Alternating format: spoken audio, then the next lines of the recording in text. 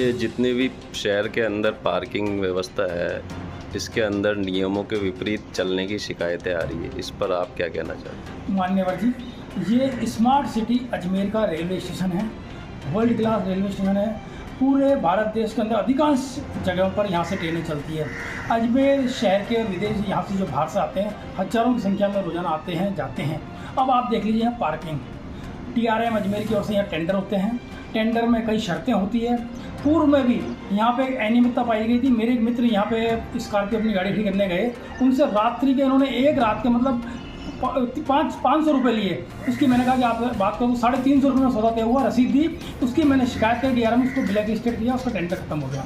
अब आप देख लीजिए, ये फिर वापस वही गलती दोहराने लग गए हैं। ये जो रसीद दे रहे हैं उस पर कहीं पर भी लिखा हुआ नहीं है कि 2 व्हीलर के 20 रुपये, 40 रुपये, 50 रुपये, कार के 50, 100, 200 जो भी है, कहीं पर लिखा नहीं है। इन्होंने कहीं पर भी यहाँ अपना बोर्ड नहीं लगा रखा कि 2 पहिया वाहन के इतने पैसे लगेंगे, 4 पहिया वाहन के इतने पैसे लगेंगे। जैसा ग्राहक आता है वैसा उसको काटते हैं, लूटते हैं, क्योंकि मजबूरी होती है। ट्रेन भागते हुए आते हैं जाते हैं तो उनको फटाफट देना पड़ता है। और रात को ये लोग शराब पिए हुए मिलते हैं, मिसबिहेव करते हैं, परंतु कोई ध्यान देने वाला नहीं है। मैं आपके चैनल के माध्यम से आदरणीय DRM साहब से मैं ये निवेदन करना चाहता हूँ कि कृपा करके जो आपने कमेटी बना रखी है उनको यहाँ भेजिए।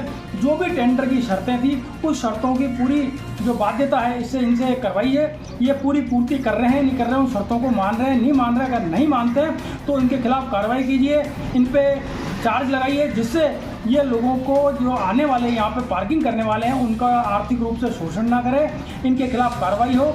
आए दिन आप देख लीजिए शिकायतें मिलती है। पूर्व में भी जवाहरलाल नेहरू चिकित्सालय के अंदर पार्किंग की व्यवस्था बिगड़ती रही, अपन ने शिकायत दर्ज कराई। मैंने कई बार मुख्यमंत्री संपर्क पोर्टल पर सब जगह शिकायत करी, वो पार्किंग का ठेका बदला, दूसरे को मिला।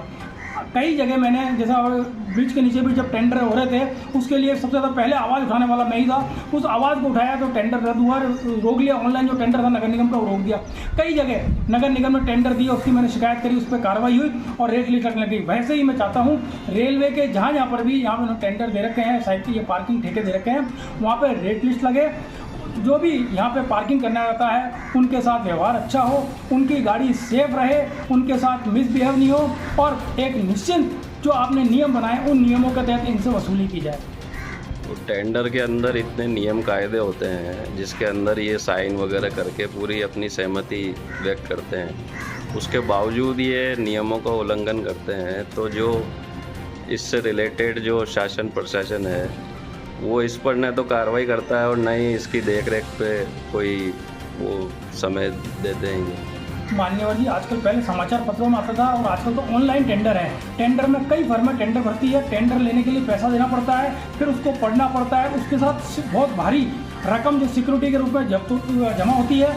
उसके बाद जो भी क्वालिफाई करता है, जो बिड खुलती है, उसका टेंडर होता है। अगर आप उस नियमों की पालना नहीं करेंगे तो टेंडर रद्द होगा। उसमें साफ लिखा होता है उस आपके खिलाफ कार्रवाई होगी, कानूनी कार्रवाई भी और आर्थिक कार्रवाई भी। एक कमेटी बनी होती है जो पूरा देखती है, देखरेख करती है, उनके देखरेख में काम होता है। टेंडर भी उन्हीं की देखरेख में पास होता है, साथ ही निरीक्षण भी वही लोग करते हैं। परंतु न जाने इनका क्या आर्थिक हित इनसे जुड़ा हुआ है ठेकेदार से कि वो आते ही नहीं है। आते हैं 15-20 दिन, महीने में आते हैं, हल्की सी फॉर्मेलिटी करके चले जाते हैं, जबकि वस्तु स्थिति ऐसी है कि उपभोक्ताओं का शोषण हो रहा है, जमकर के शोषण हो रहा है, लूटा जा रहा है। ये लोग कार्रवाई नहीं करते। अगर इनको सही देखा जाए, इनके खिलाफ कार्रवाई हो तो उपभोक्ताओं का शोषण नहीं हो, और अधिकारी अगर ईमानदारी से काम करें तो ये व्यवस्था सुधर जाए।